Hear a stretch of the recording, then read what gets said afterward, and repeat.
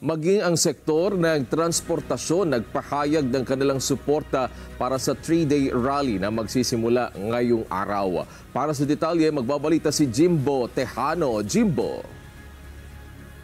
Yes, Wedge, magandang araw. Nagpahayag nga ng buong suporta ang National Public Transport Coalition o ang NPTC Groups sa nakatakdang 3-day rally na pangunahan ng Iglesia ni Cristo na naglalayong itulak ang mas mataas na antas ng transparency at pananagutan sa pamahalaan.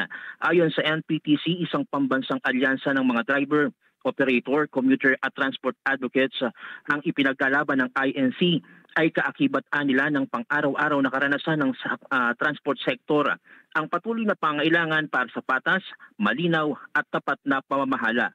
Giit ng grupo, kapag bumabagsak ang transparency, ang ordinaryong mamamayan ang unang naapektuhan. Ang pagsuporta ng NPTC sa INC Rally ay nagaganap sa panahon kung kailan mainit muli sa publiko ang usapin ng kawalan ng transparency sa iba't ibang sangay ng pamahalaan, mula sa paggamit ng pondo, proseso sa pag-award ng proyekto, hanggang sa mga desisyong may kinalaman sa polisiya at regulasyon.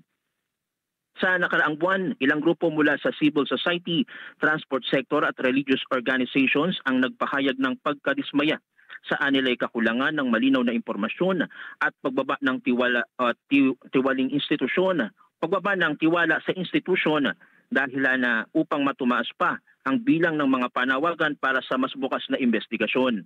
Sa gitna ng pagtaas ng presyo ng bilihin at patuloy na hamon sa transport modernization, sinasabi ng mga eksperto na nagiging mas sensitibo ang publiko sa anumang issue ng accountability at responsiveness ng gobyerno. Binigyan din ng grupo na hindi usapin ng hidwaan ang rally, kundi isang pagsisikap na gisingin ang kolektibong konsensya ng bansa. Dagdag ng grupo, mahalagang protektahan ang karapatan ng mamamayan na magpahayag at magtipon dahil ito ang isa sa mga haligi ng demokrasya. Mula sa Manila, Jim Tejano para sa Net25 News and Updates.